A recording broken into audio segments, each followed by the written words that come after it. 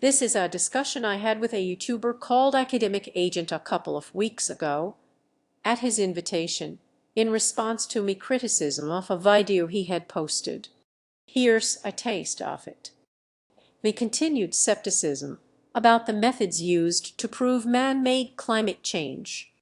As I said on Twitter, one reason for me skepticism is because the people who are loudest about it are also those who show themselves to be incredibly dishonest in practically every other walk of life.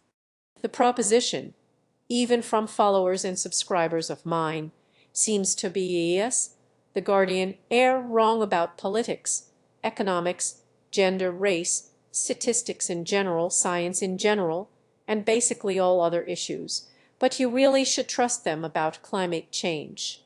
Since our subsequent discussion is posted on his channel in its entirety, I'm going to cut the basic introductions at the beginning and skip to the first question and my answer to it. This will be just the first part. I hope to post the rest at a later date, but you can go to his channel if you want to see the whole thing. Let me see if I can open up my first question. This is actually a question that was sent to me by James Dillingpole, who writes for The Spectator and Breitbart, among other things, and he is, I think, fairly well known as a prominent climate change skeptic. And he asked this question.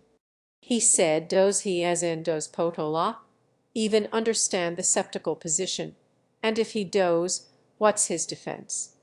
My basic answer to Dillingpole would be, what is the critic's position? Because the critic's position is different according to who you talk to. I mean, for example, you take the position, or at least you seem to agree with the position of Willie Soon, since you reprinted his graph in your video, and I'm not sure if you knew it was his graph, but it was a graph from his 2005 paper showing that the sun is increasing in power. There's more heat, more solar output. Because the truth is that 2018, when you look at longer time frames, is not that much of an outlier. In fact, ice levels seem to rise and fall with the temperature of the sun. Funny, that isn't it? So question 2 is this. Why does Arctic temperature, which is what all this recent fuss is about, correlate pretty much on to one with sun temperature? Now that's his position. He's a critic, or what you would call a skeptic. On the other hand, there are a lot of people like Anthony Watts, who runs What's Up with That, who says, no, the sun is decreasing. So what is the position? So what is the so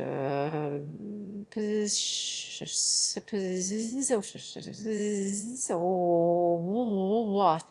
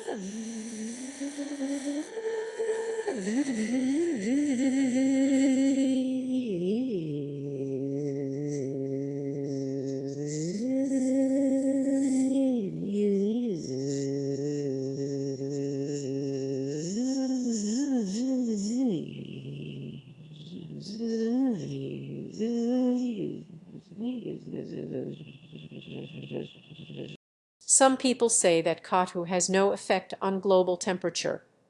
Some say it has a small effect on global temperature.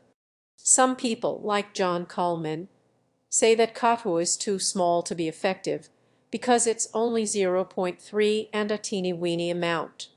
And yet, someone like Christopher Monckton says that Katu is plant food and it's absolutely essential for the planet and has a huge effect. So there's no septic position. I've read something called the Septic's Manual, and I also saw Molignac's video on the septic's position in 12 minutes. But that bears no relation to what a lot of septics out there are saying. This is why I say they read critics rather than septics. Just one thing. A lot of people in the chat are asking me to ask you to turn your camera off to improve your audio. Oh, sure. So I'll show you that Willie Soon thing because I have that.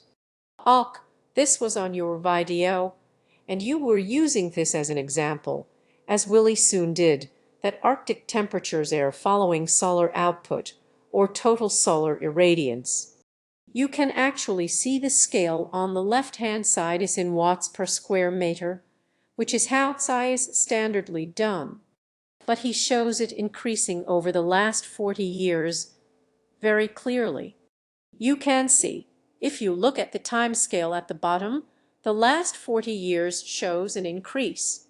And yet, Anthony Watts, just about every other so-called skeptic or critic of climate science would say, no, that's wrong, it's been decreasing. And in fact, it has been decreasing. That's very clear because they can take measurements from satellites of the output of the sun directly, and it shows a very clear increase. Now, I'll give you another graph which shows that. First of all, here's the PMOD graph from the Max Planck Institute. I'll put that up on the screen. There it is. Now, this is the actual measurement of total solar irradiance. This is a satellite which measures the output of the sun. So you can see quite clearly from that it's going down. Now, this is not controversial. As I said, this is not just something that is a debate between scientists and critics. I'm going to show you another graph here. This is from Climate Forum. And Climate Forum is not by any means a site that is sympathetic towards the conclusions of main scientists. So I'll just bring that up for you. And again, now this is measuring something different. This is sunspot numbers. Sunspot numbers are very closely correlated with total solar irradiance. So this is why they are often used to show the amount of solar activity and the amount of sunlight that we are getting. The solar way sunlight to show the certainty until while to show to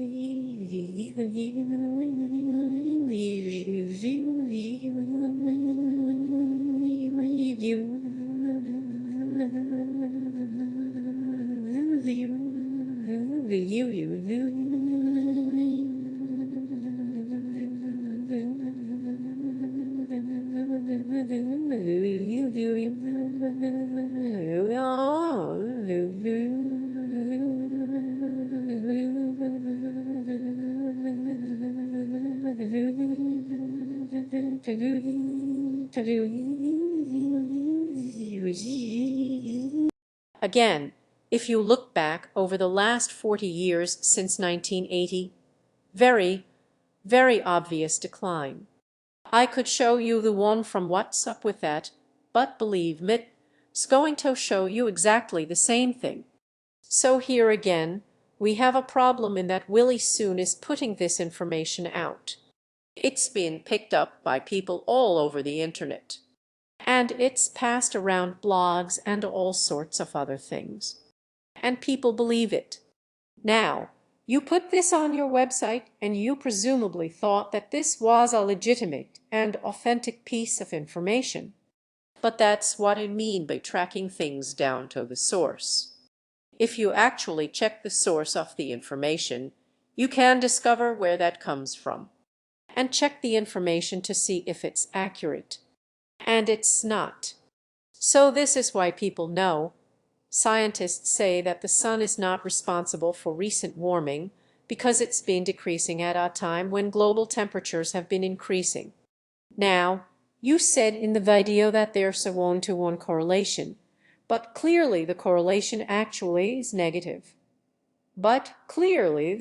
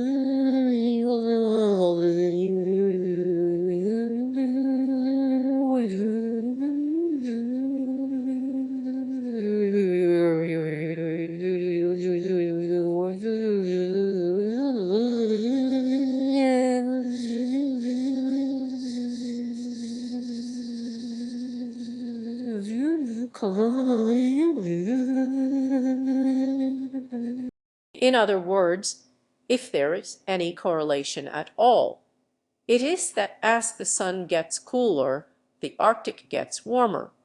Now, that is obviously not the kind of correlation that makes any sense. So I seem to remember that it wasn't a correlation between temperatures and the sun. To remember proposed temperature, so let's say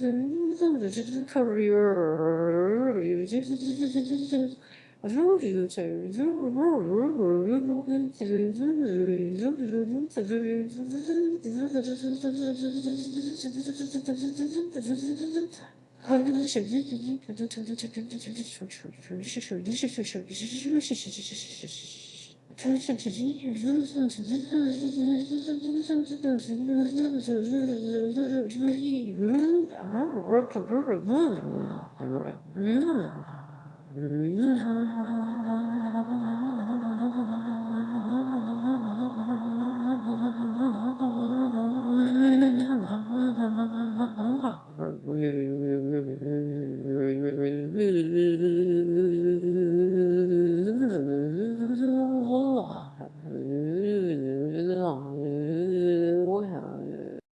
was a correlation between Catu levels and what the sun has been doing. Let me just get it up again and because there were actually two graphs there. You re-looking at it now, right? Yes, I can see it. Now, I'm just going to have to look at a bigger one so that I can see the scale on it. Now, the one on the left is Willie Soon's graph from his 2005 paper showing total solar irradiance against Arctic temperatures. What he's showing there is Arctic temperatures going up since 1960. And fair enough, that's probably what the temperature record shows. I'm not sure. I think it was a record in Reykjavik he was taking or something. But we don't know that Arctic temperatures have been rising. But alongside that or superimposed on that is a red line. Now, that's in the left-hand graph and the red line is showing total solar irradiance going up. Now, when you talk about trickery and skullduggery in statistics, he is showing an increase in solar irradiance, which is not there, in order to make it fit a temperature rise that is there. Now, on the right-hand side, the one you were referring to just now, here we've got carbon dioxide in the red line and we've got Arctic temperatures in the gray in the background. And again, it looks as though there is no correlation. It looks as though there is no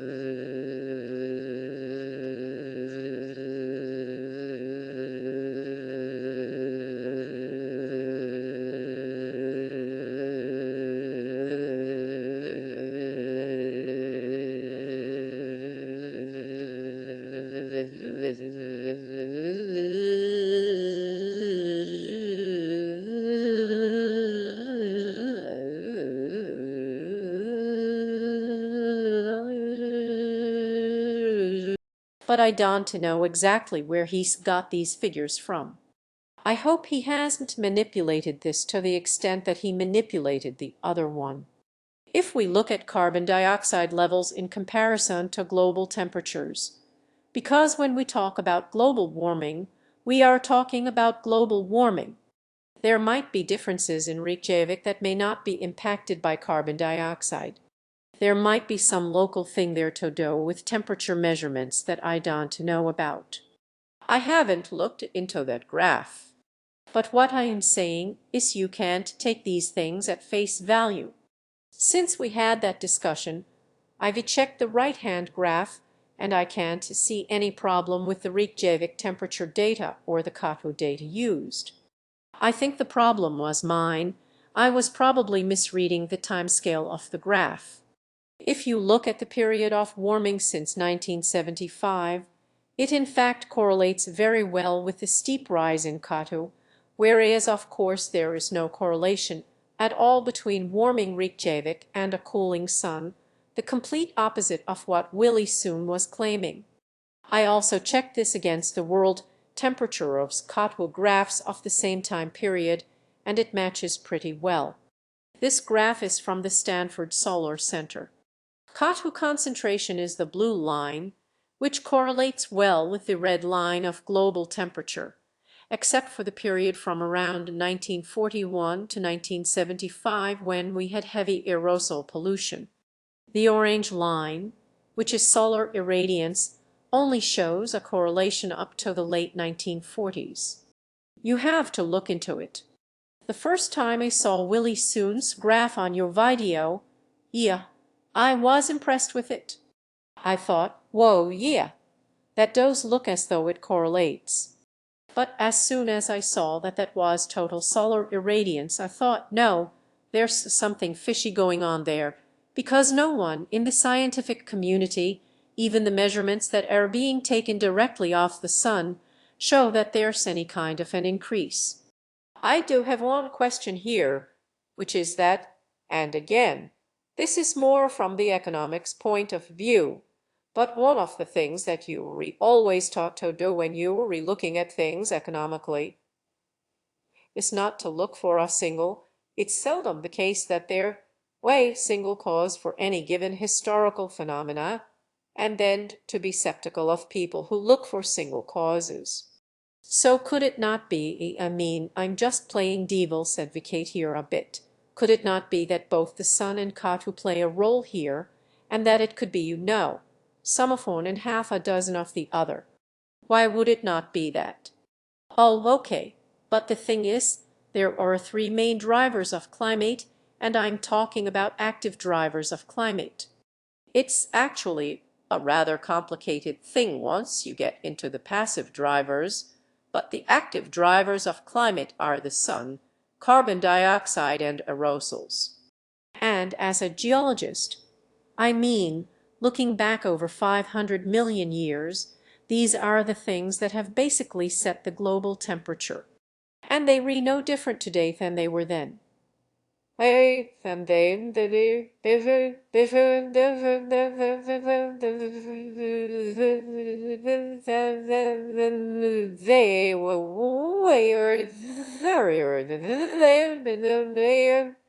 And whenever people talk about, oh, humans are causing this, I say no, humans are not causing it.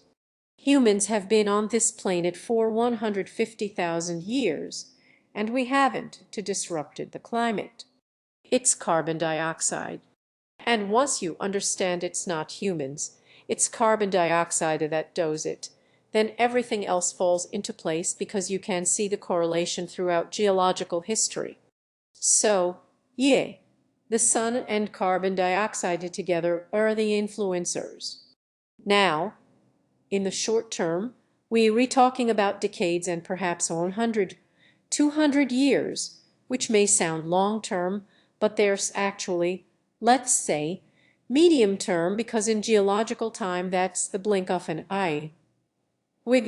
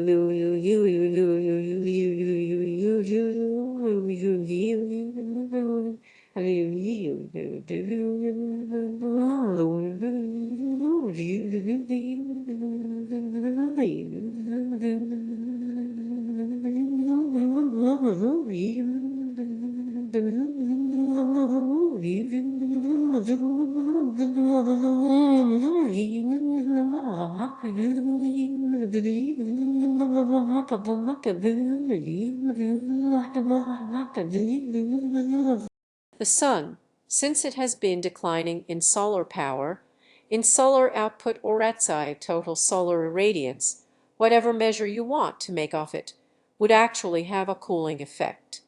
Now, I don't think anybody would deny it.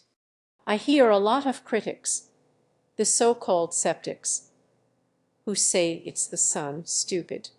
The sun controls the climate.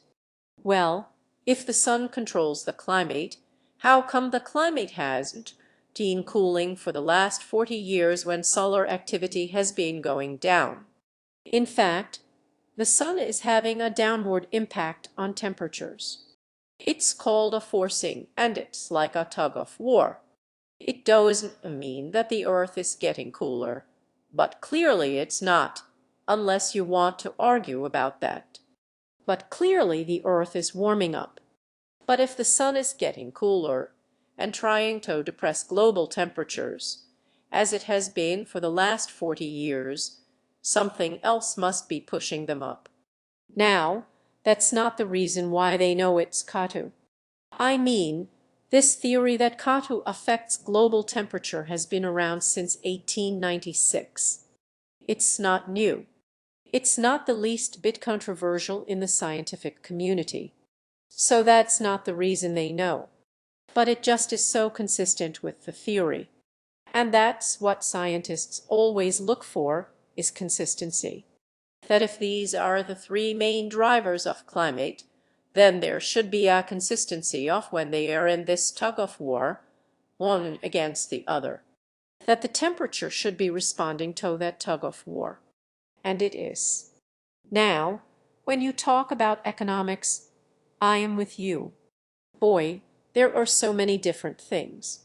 I mean, I was laughing when Donald Trump could understand why there was such good news in the United States and the stock market went down. I thought this understands, then when the time when my market and so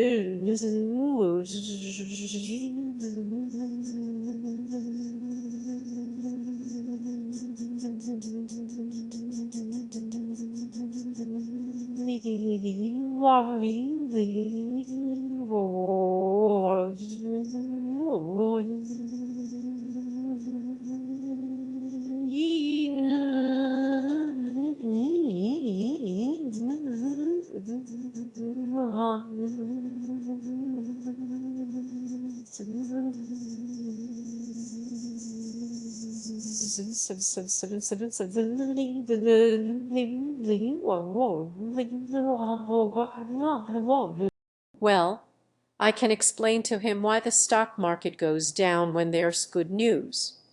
And I'm sure that you can as well. It's not rocket science. It's been going on for a long time. And I'm heavily invested in the stock market. So I do understand how economics works. Trying to get a handle on which stocks are going up and which stocks are going down. How the economy is going to go is an incredibly difficult thing. And I think you'd probably agree with this, partly because you're trying to read human emotions. And to a certain extent, human emotions are predictable. The way that humans are going to behave is predictable. But you've seen these experiments they do with bubbles where people know that a bubble is going to happen. You know the experiments I'm talking about. Yeah. And they know the bubble is going to happen. They read on computer screens and they read buoying and they read buoying and they read buoying. And even though they know that what they are buoying on the computer is now the purchase price is far more than what it's worth, and they know that the price is going to decline, they still create these bubbles. We have an amazing capacity for doing things that are totally illogical.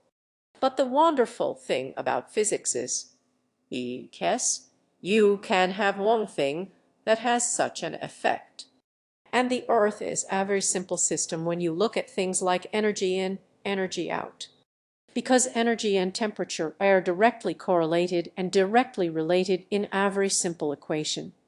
And I've seen economic equations that I can't get my head around. I mean, some of these equations in economics, even if they work, are so complicated you need a computer in order to work them. So I think you can't really compare the two. And I don't get what you were saying about economics. There are so many variables. It's such a chaotic thing. And climate is very similar to that. It's very chaotic. But global temperature is not. Global temperature is actually fairly simple. I did want to ask me second question on this, which is that if it's such a clear-cut thing, why do you think that skepticism persists despite what you present as overwhelming evidence in your videos? I mean, why is there still a debate about this? Well, actually, in the scientific community, there's no debate at all. There hasn't been really a debate about this since the 1970s or 80s. And even before that, I mean, the whole point of the whole idea of changing temperatures has never been a controversial one. It's always been accepted. And no one ever thought it was anything untoward. You've got papers going back to the 1930s, 1950s, 1960s, all very clearly showing that carbon dioxide is a major driver of climate. So that's not a controversial thing.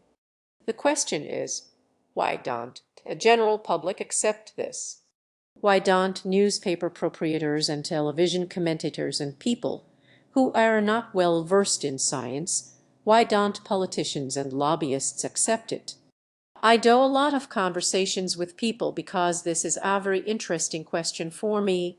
I'm always, I don't like to argue a lot with the people who come on me channel and post. Although, sometimes I do. They get very irritating. But I'm more interested in finding out why you don't accept this. And then what happens is they give me a statement which is clearly nonsense, which has come off the blogger's sphere, that they just don't know where they got this stuff from. They just read it. They believe it. They copy it and they paste it.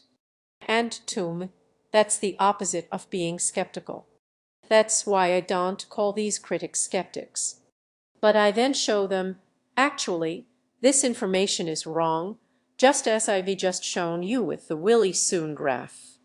And I'm showing you the actual measurements of the sun show it's been decreasing instead of increasing. Now, you would have thought that any rational human being seeing that and seeing the evidence and seeing the measurements and even seeing other skeptics who agree with that, other critics who agree, would say, oh, we're right. But they don't. They double down on it and they insist that they just change the subject or they run away. They don't come back. It's very rare that I'll get someone saying, oh, thanks for explaining that to me. Now we get it. I didn't realize I had been misled by this blog. They still have this absolute faith that whatever blog they've attached themselves to must be telling them the truth. There's a kind of an echo chamber. And to be honest, I think this has happened since the rise of the internet, because I've been in the science business for a long time, and I've been reporting on climate change since the 1980s for new scientists and others. And I don't remember this kind of criticism of the scientific community in such a vehement fashion. And it did happen to a certain extent with the ozone layer. And I remember Paul Harvey criticizing it and Rush Limbaugh criticizing it. But despite the fact they had an audience, there was no echo chamber as there is now. People now seem to be very attached to the blogs that they are convinced. I think a lot of that stuff could easily be explained through what I'd call confirmation bias and heuristics. You know, the Daniel Kahneman stuff. We can explain a lot of that. But I know that there are still some questions that persist about this, because whenever I be asked people about this, one of the answers I'll get back is, well, you know, it's a vested interest. They are powerful lobby groups behind them. But if you actually listen to Delingpole and friends, they all present themselves more as victims, as people who have been handed out and shut down and treated as pariahs, and who have in many cases lost prestige, or lost jobs, or lost money as a result of it. And yet they still persist. Whereas if you look at the incentives on the other side, the people who push these things through their research, they get rewarded with grants, with government funding, with in many cases these days they have big business behind them. And one of the things that I thought about was, why does that happen? And I don't wonder if, let's just grant that everything that you're saying is absolutely, as in there's no debate about the science. Can you still understand people who may be skeptical of the political ends being pushed? Because one thing that does come with climate change is an agenda that says, well, basically the only people who can sort this out are the government. The solutions have to be pushed from the top down. Sorry, there's too many things we're dealing with here. Let's deal with one. I'm very familiar with these arguments, by the way, and they really astonish me.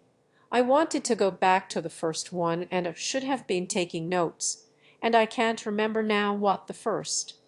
But let's start with the grants. Now, having grants to do research is basically how scientists do things. It doesn't matter whether you're an oceanographer or a climatologist or a geologist or a geophysicist or whatever field you're in. The reason people get into research is because they are incredibly interested in learning how the world works. Look, I've interviewed hundreds of researchers over the last 30–40 years, and one thing that they really share is a passion for finding out how things work. And let's face it, that's not just a nerdy thing that interests them. But if they want to get anywhere in life, if they want to win a Nobel Prize, the way you do that in science is by showing something that nobody else has discovered. You don't do it by repeating what everybody else has already done. This is what makes me laugh when people say, oh, they just sort of towing the line. What they desperate to do is actually show something different. And getting research grants does mean that you then get loads of money to live a fantastic lifestyle. It's actually quite the opposite. The people that go in for research are normally the top of their class. You don't go and get off if you're stupid, and you work in the field of academia, so you know that. These are the brightest and the best who normally go on to universities to teach, and primarily to do the research. That's why they take these positions. What I'm referring to here is, some of the stories that you all hear is that, I don't know, somebody wants to do research on squirrels. Oak. I know what you were going to tell me. And they relate it to climate change, and therefore they can get their money. Exactly. Oak. There's no surprise about the fact that as climate change becomes a more immediate problem, More research is going to be done on it. I'd like to know any field of science where that has not been the case. When HIV/AIDS came into the fore in the 70s and 80s, there was a huge amount of research went into that, not just in medical research, but in social sciences, a massive amount of research, because it was a problem. When we had plate tectonics, now this is me field, when plate tectonics came up, and I did my degree a long time ago, plate tectonics was still basically in the hypothesis stage back then. Once people understood that earthquakes were caused by these moving plates, a huge amount of money was spent on research. But this is done not to line the pockets of researchers. This is done for a very good reason, because once you understand that earthquakes are caused by plate tectonics, they are not just faults that for some random reason are moving that we can't understand. We now understand the mechanism behind us. Then we need to really investigate this. And through all that research, we now have a much clearer understanding of where earthquakes will strike, when they might strike, and how big they might be. And as a result of that, engineers can then either retrofit buildings, or the building code can be changed in order to make buildings more secure against earthquakes. So, yeah, a huge amount of research goes in every time we identify a problem. I'm not sure why that is a mystery, or why that means that the research must be bad. I think what people think is that because these goes, and by the way, squirrels and global warming, I don't know if that's ever a thing, but it's possible. But it doesn't mean that you then fake your results and you have to say that there's a global warming by faking results. That would be the end of a career. So any scientist who has decided to go into the field of research, instead of into the very lucrative field of lobbying for companies or working for a corporation in doing commercial research, they would have absolutely no interest in faking results, and even less interest in having that fakery discovered and being stripped of their careers and their reputations. It does happen occasionally.